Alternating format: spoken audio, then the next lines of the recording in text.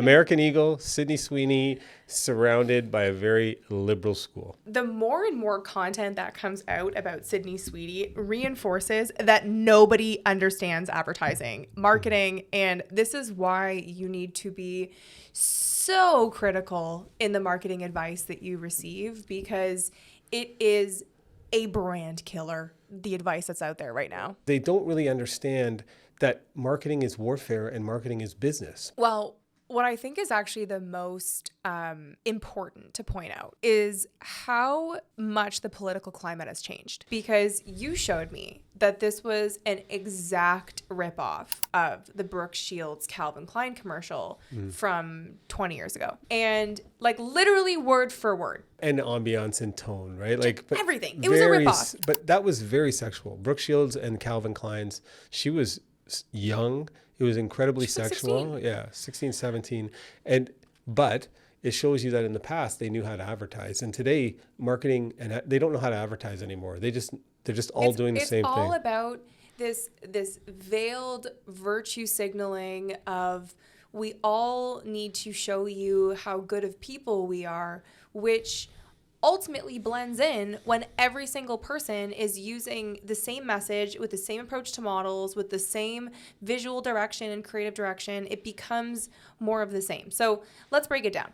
So Sydney Sweeney came out and there's a series of commercials that were directed by American Eagle. And the initial video that we did was effectively like, guys, she's hot, sex sells, this is not new. We need to get back to what the brands that want to make money and don't want to be losing $68 million, which is what American Eagle lost in its first quarter. Before this.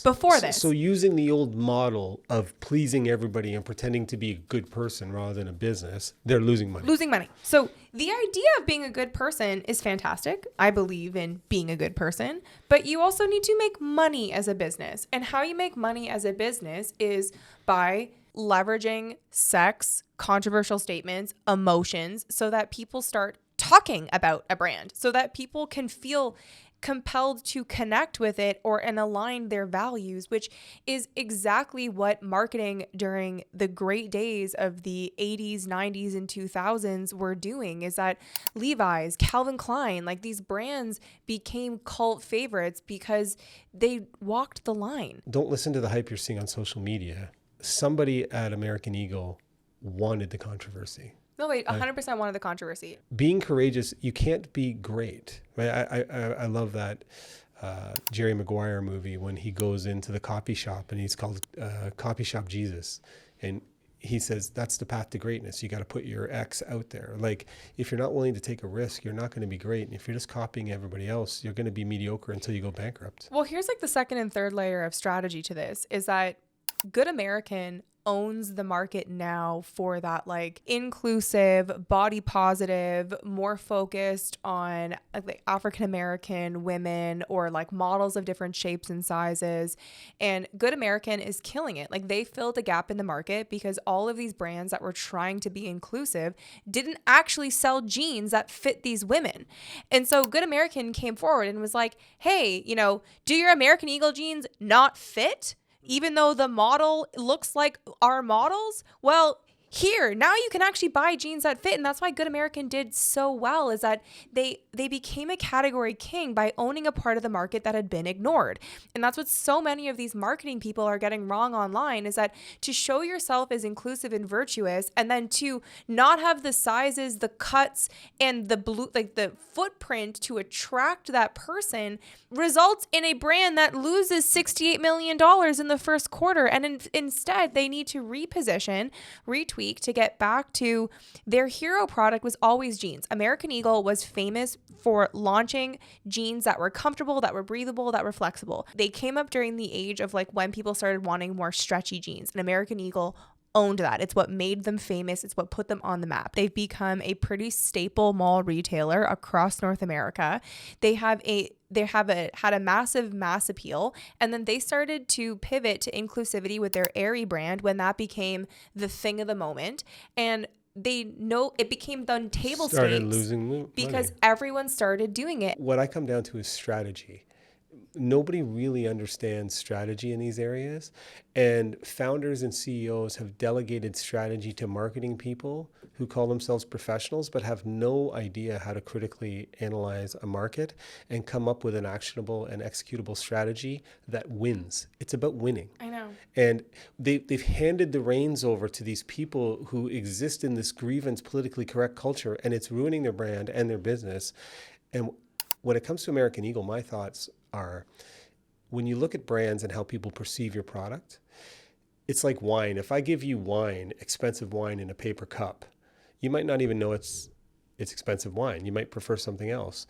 But what that American Eagle campaign did, whether you agree with it or not, is when somebody sees somebody wearing an American Eagle pair of jeans, they think that they have, you're kind of signaling, I have good jeans. Like whether or not they do or not, like it changes the way you can perceive somebody in it. That's the power of branding when you get a message out there in that way. Well, you're now allowing people to signal the way that they want to be perceived when they wear a brand, and that holds value. They just made Sydney Sweeney talk throaty. They just went all in on just simple sexuality, but because it's so different than everything else, it's working. Well, it's because it's saying what nobody wants to say. And like Doja Cat, for example, like did a video instantly, and it was like her doing a moniker of like a redneck, a stereotypical like redneck accent of like making fun of her saying that she's got good genes. And then there's such an like this outcry of, because someone who's objectively good looking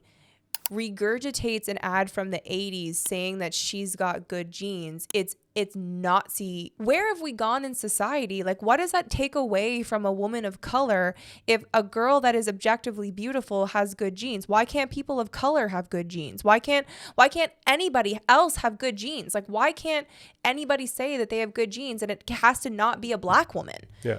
Like, it's just, it's getting to a point where, and this is what paralyzes founders, is because they can't speak to anyone because they're just so afraid of this like mass wall. Like Doja Cat wasn't buying American Eagle.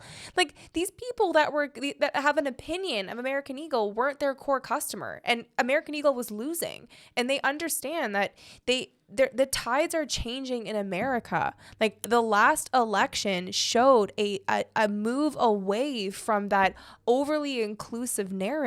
They just aligned with the political climate in the United States. Like that's good strategy. When you allow industries or movements to become ideologies, they take over and they ruin it. And I've worked with so many founders who are actually losing their investors' money because they don't have the courage to make it a business.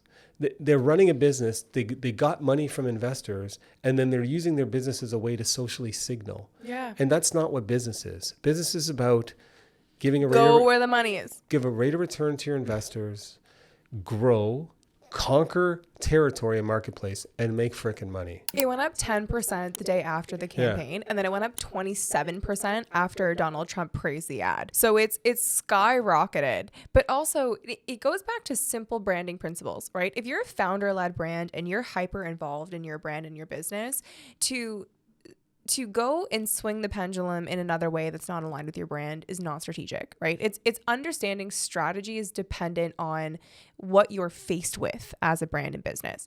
And that's what the criticism I have for all these like social media experts online that are like, you were about inclusivity. How could you do this?